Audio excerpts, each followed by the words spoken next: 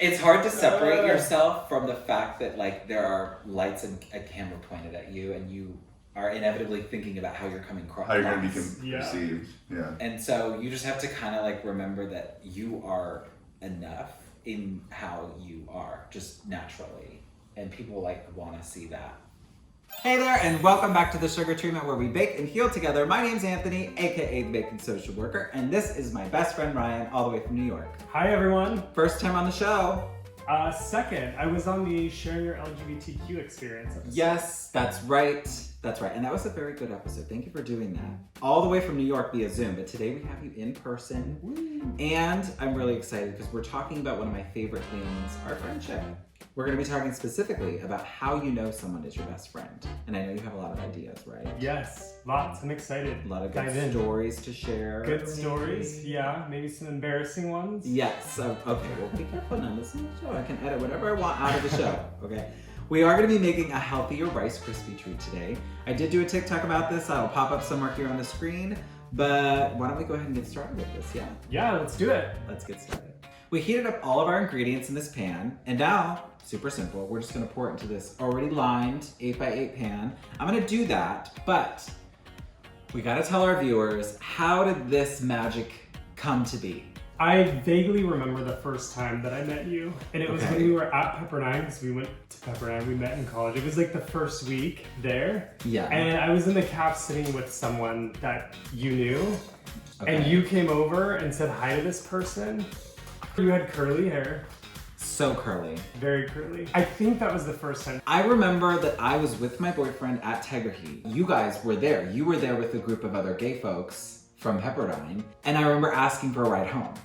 And you guys gave me a ride home. And then that to me was like the first time that we hung out. Then you and I automatically had this gravitational pull that I think was just a little bit stronger than the other folks in the car. I want to kind of move into what happened to bring us closer together, and really what is it? At what moment did we go, oh, this is my best friend?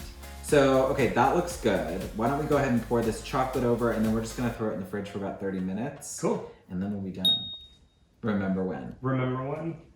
Do you remember when we lived together sophomore year, had that dorm? Yes. And we couldn't paint? Well, do you remember when we first took our first international trip together? Yeah, Paris. And remember we stayed in Montmartre, right? Yeah.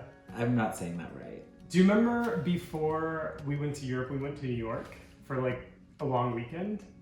Yes, I do. It was in the dead middle of winter. I think it was New Year's. Yeah, we went for New Year's. Also, do you remember, this is a more somber moment in our relationship, but do you remember picking me up to take me to rehab? Yeah, I do. Yeah, that was such an awful day. Oh my God. Mm-hmm. And you were just there picking me up, dropping me off, and you said peace out, and you went to work. Yeah. Wow. What was it like for you? Later on, I discovered that I'm an addict and I'm an alcoholic. And in retrospect, I remember feeling like I was gonna lose my drinking buddy. So it was actually triggering things inside of me, you know, that made sense later on. So it was kind of like, damn, like, you know, which is a very selfish alcoholic thing to do, right? Like, shouldn't I be really happy for my friend? No, there's a loss there. I mean, like, I've lost, when I got sober, I did lose friends. There were people I was close to, and I am not close to them now. And so you look back at that and you go, wow, like, was our relationship just based on that? And maybe there was a fear of that when I got sober, that there was gonna be like a forfeiture of some piece of our relationship. Right. But I think in a lot of ways it just became stronger because I knew that I could count on you to like, you even went to AA with me. What was it like seeing me go through what I went through with my dad, who completed suicide? Because I just moved in with you. Honestly, I reflect on that moment often. The moment of you coming home. And I remember everything very vividly from the moment that you called me until that night. And I feel it in my body still about how devastating it was to watch you go through that. And like, you know, just to kind of walk you through how I experienced it. I remember receiving the call. I was at home already and I was in my bedroom. I remember getting the call from you and I was very confused. I don't think I asked you many questions. because I was worried about you driving home. I remember asking you if I could come to you, and you said, no, I want to just come home. So I was at home and I'm like, what do I do? Like, I'm just sitting there waiting for you to get here. And I'm like, do I need to put on some music? Do I need to have something ready? What do I do? You know? And so I called Sean. And because at the time, Sean and I were kind of new dating, but he lived with us. And he, you know, he lost his mother to suicide. And so I was like, maybe he'll have some advice or something. I don't know. Like, I almost needed him to come home to be there for me, to figure out how the hell I was going to support you. And I remember that he just basically said, like, you just need to be there and just like kind of prepare yourself, you know, like this is going to be hard, basically. Mm-hmm. And you came home, I was sitting on the couch, I heard you come in, and you kind of very quickly went over to the TV and turned down the volume. And then you crashed into my lap, and it was like the worst crying from someone. It was weeping. It was this weeping moment that I've never experienced that intense of emotion from someone. And you had your head buried in my lap, and I remember just sort of, I started to well up with tears, and I'm just like holding your head. And we did that for about an hour. The next couple of years, there was this unraveling that was slow. But I remember there was a change in you. There was an obvious change. It was a shift. You were isolated. You were sort of more, you were just more cut off. Were you concerned? Oh my God, every day. You were a person going through this awful thing that no one should have to experience. And figuring out how to support you in that was like, I just recognized there was nothing I could do. All I could do was just be physically present and sort of like try to offer you, you know, love and support and just try to show up. That's all that I can do. Yeah. I think we built a lot of trust in our relationship over that experience because I saw you were there for me, you know, and that's it. That's all you could do. If you, let's say hypothetically, were God and you could give me one thing in life, what would that be? I think I would want to do something to compel your parents to demonstrate to you their unconditional love. All right, I want to go deeper. Had I gotten that, how do you think it would be different? I think that you would have just more peace. I think you would feel more confident. I think you would feel more confident and like self-possessed. Not that you aren't, because you've done a really good job of sort of cultivating those things on your own.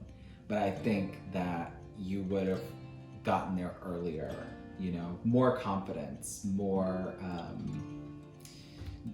just determination about where it is that you're supposed to go. You know, when we hear those messages growing up, I love you, you're safe, you're always going to be safe here, I love you. You know, it's a constant message that we're supposed to be receiving from our parents. And for some reason, so many parents struggle with giving us that message. But had you gotten that, I think you'd be able to walk through the world with a little bit more peace.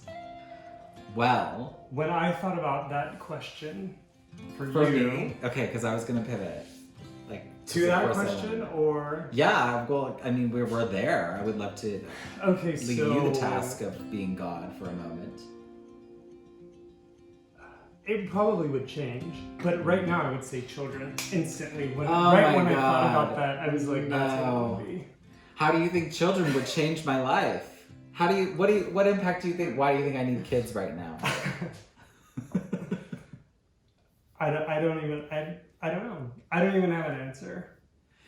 Yeah. I just want like kids.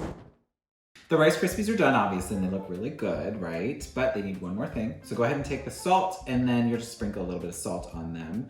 And then the last piece of this, how have we been able to make this magic happen for the last 14 years? How do we keep it going?